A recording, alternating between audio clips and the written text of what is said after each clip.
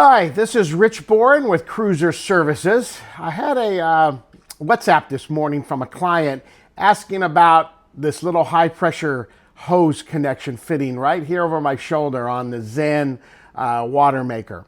He had a leak on it, was asking about how to tighten it, how to do that. So I had my demo unit here in my shop. So I ran out here and make a quick video. I thought if one person has a question, I'm sure others do. So I'm going to take this fitting apart, explain the two different sides of it, how to do each connection, talk about some tools you need to do it. Because sooner or later, you'll need to take this fitting off if you're ever going to change a membrane or do some servicing on the unit, or for some reason you just have a leak. So let's go ahead and look at that fitting a little close up and talk about how to make the proper leak-free connection. Let's look at the fitting close up, because that's going to give you a feel for how the fitting works. So let's talk about that. You have two fittings on the ZEN. One going from the manifold and one going up to the center block, the valve block, top block center portion. So that's bringing the high, first of all, what's this hose doing? It's bringing the high pressure brine discharge, that 90% of seawater that doesn't go through the membrane, that's already high pressure, it's bringing it back up, flowing this direction into the top valve. So this is part of that energy recovery portion of the system. So it's bringing the high pressure seawater back into this top block. Now let's look at this fitting closely here. On one side that the high pressure hose connects to, you have the female portion of the cone. See how that's a concave cone? In the high pressure hose on the inside, let me grab a high pressure hose off of my shelf here. So let's look inside here. It's hard to see because it's buried in there, but you could see the cone. There's the male, I guess you call that the male portion of the cone. So that male portion of the cone is going to mate up with that clean surface of the concave.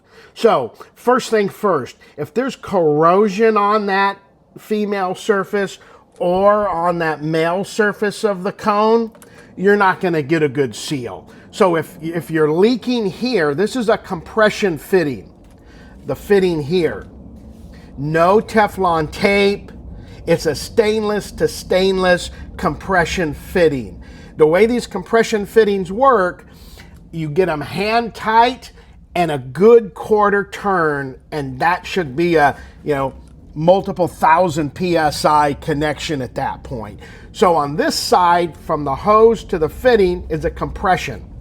This side is a different style fitting. You notice there's an O-ring on it, and these are threads that screw into the plastic.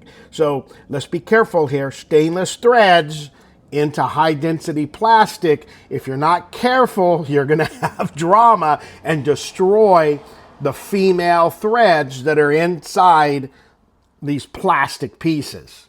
It's high density plastic, but still stainless into plastic. You know what's going to win if you do something wrong and over torque it. So you have threads that screw into the plastic. You then have an O-ring, and this is basically the jam nut. So you can see this tightens and compresses that O-ring against the flat surface of the plastic. That's what's doing your sealing. This is important because you basically, if you try to tighten it with the threads, you have a 360-degree turn each time in order to get these fittings to point in the right direction. So the goal isn't to tighten these fittings 360-degree each time to make them leak-free. You almost never get that to happen. The goal here is to get it snug with these fittings, point it in the right direction, make your high-pressure hose connections, then I go back and tighten this this jam nut here with the O-ring inside. You see the O-ring. That's what's getting the rest of your seal. Now, this is a ZEN 30. The ZEN 50 is the same. The two wrenches you're going to need. 22 millimeter to get on the jam nut. If it won't move on me with one hand holding the camera. Okay, there we go. Don't be stubborn. 22 millimeters gets that jam nut. 22 millimeters gets your high pressure hose connector. The other wrench you're going to want, and this is a very important one to have, the backing wrench, 3/4. Of course, you can use a thumb adjustable wrench as well, a spanner for our friends in the UK and Australia or other parts of the world. But I like these box end wrenches. You're going to put this wrench, let's say I'm tightening this fitting here, tightening or loosening. I want to put my backing wrench here, and then I'm going to put my turning wrench here. As if I just put this wrench on here and turn down, I'm going to put too much sideways torque on this elbow, which is going to potentially damage the threads into this plastic.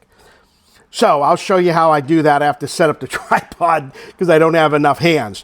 But we're going to put the backing wrench here and hold and push up at the same time as I'm putting the turning wrench on this fitting and pulling down.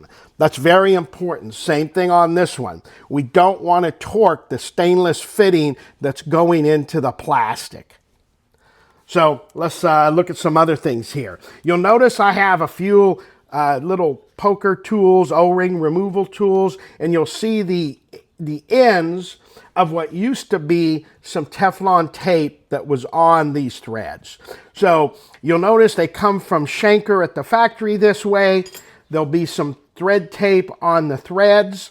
That's just to help with the seal, and it actually helps lubricate the stainless as it's going into the plastic. So I usually put Teflon tape here. Anytime you're doing Teflon tape, you never just want to put more tape over old tape. So you need to pick, and this is what this used to be, the old Teflon tape out of the threads, apply new, and then screw it in. That's going to give you the best seal. So we'll look at that here now. On these fittings, I like to put 5 to 7 turns of tape.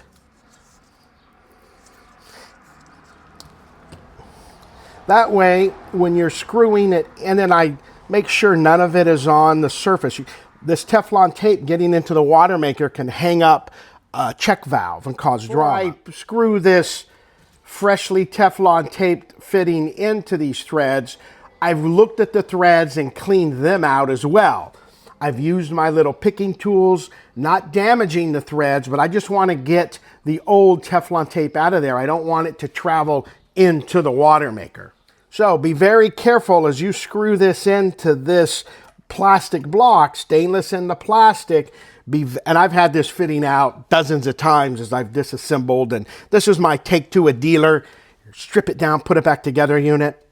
So be very careful as you start these threads. You do not want to cross thread this.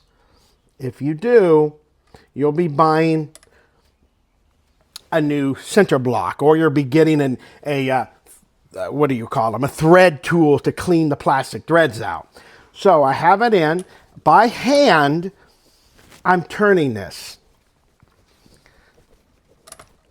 Now, so I'm right here. So now I'm making the mental decision. It was pretty firm there. Can I get another turn, or do I do the rest with the jam nut? It was pretty firm, so I'm going to stop right there. I'm going to do the rest of this tightening with the nut. So, I got my 22 millimeter. I got my 3/4. I want to hold it pointing in the right direction. And now I'm doing the final tighten here. Okay, now I start to feel it get snug. So now I'm paying attention. I'm holding that elbow and I'm giving it a good snug. There we go. Now that's set in there. Now I can manipulate the high pressure hose, get it lined up with the threads, and give it a turn. You know, same thing, got to get those threads going. Once you get them going, you'll be able to turn that and get it to grab. There we go. So I got the 16 millimeter. I'll do this until it gets tight. Then I'll take my backing one and put it here as I'm pulling down. I'm very careful. I've damaged these before, so I know to be careful. This is where you can do damage, stainless into plastic. I've said it multiple times, but it deserves to be repeated. So it's not real difficult. It's just you have to realize there's two different ends on this elbow. One's using a compression O-ring. One's using the stainless to stainless compression. Again, never put any Teflon tape or thread sealant on this stainless to stainless side between the hose. That should be a stainless to stainless compression. A little bit of Teflon tape on the threads is going to give you an easier time and help you get a better seal with the main compression O-ring doing the bulk of the work. So if anyone has questions, you can always shoot me an email or a WhatsApp, as this client did. My WhatsApp phone number is +1, I'm in the US, 619-609-3432. That's my cell phone and my WhatsApp. Or of course, you can email me anytime at rich@cruiserservices.com, and I'll be happy to help with the Schenker Watermaker. Everyone have a great day and enjoy your Watermaker. Now back to real work.